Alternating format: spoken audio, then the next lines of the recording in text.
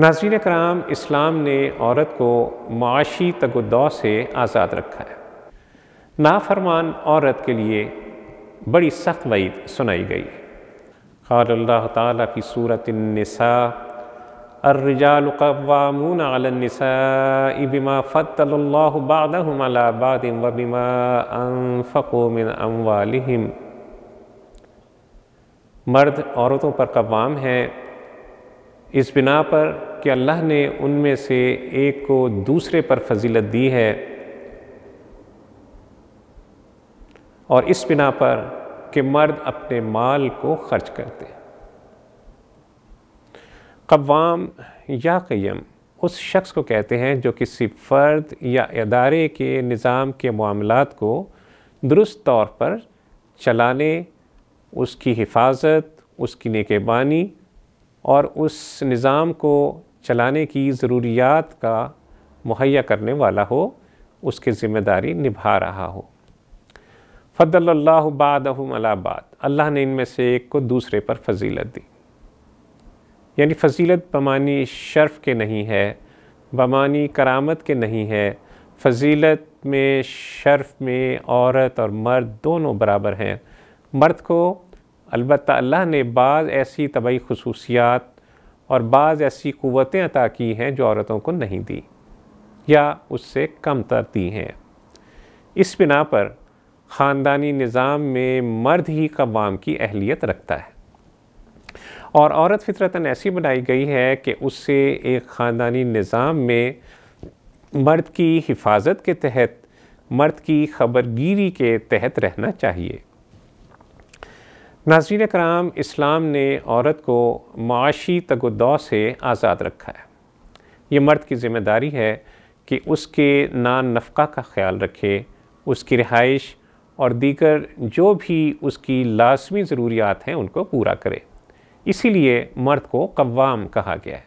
الرجال قوامون علی النساء، یعنی مرد کو عورت پر جو ایک درجہ فضیلت حاصل ہے، اس کی وجہ بھی یہی ہے کہ مرد اس جوخم کو برداشت کرتا ہے، محنت مشقت کرتا ہے تاکہ عورت کو نان نفقہ بہم پہنچا سکے۔ اسی طرح بیوی پر شوہر کے حقوق عائد ہوتے ہیں۔ اسلام نے عورت کو شوہر کا مطیع، شوہر کا فرما بردار رہنے کا حکم دیا ہے۔ عورت کو شوہر کی نافرمانی سے روکا گیا ہے۔ نافرمان عورت کے لیے بڑی سخت وعید سنائی گئی ہے۔ البتہ اگر شوہر کا کوئی حکم شریعت کے احکامات سے متصادم ہو تو شریعت کا حکم برتر سمجھا جائے گا اور مرد کا حکم چھوڑ دیا جائے گا، ٹھکرا دیا جائے گا۔ شوہر کا حق ہے کہ بیوی اس کی اطاعت کرے، اس کی فرما برداری کرے۔ بیوی کو اللہ نے سکون کا ذریعہ بنایا ہے، اس لیے عورت کا یہ فرض ہے کہ وہ مرد کے لیے گھر میں ایسا ماحول فراہم کرے جس میں وہ ذہنی سکون پا سکے، قلبی طمانینت حاصل کر سکے۔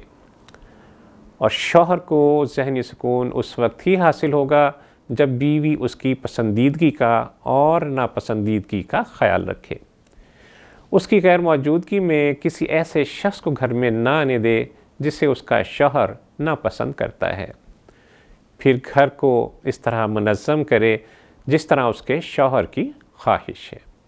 لباس و پوشاک میں، جسم میں، چال ڈھال میں زیبائش کو اختیار کرے تاکہ اس کا شوہر جب اس کو دیکھے تو اس کا دل خوش ہو جائے۔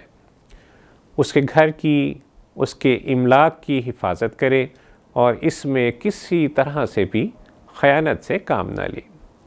نیز شوہر کی قلبی طمانینت کے لیے، اس کے ذہنی سکون کے لیے، اس کے والدین کی نگہداشت کو بھی ایک اہم ذمہ داری سمجھے۔ اس طرح بیوی کو شوہر کا ہر ممکن تعاون حاصل ہو سکے گا۔ اس کے ساتھ ساتھ بچوں کی پرورش، بچوں کی تربیت ایک بھاری ذمہ داری بھی عورت پر عائد ہوتی ہے۔ معاش کی ذمہ داری اللہ عز و جل نے مردوں پر رکھی ہے اور عورت کو گھر کی ملکہ بنایا ہے، ذمہ دار بنایا ہے۔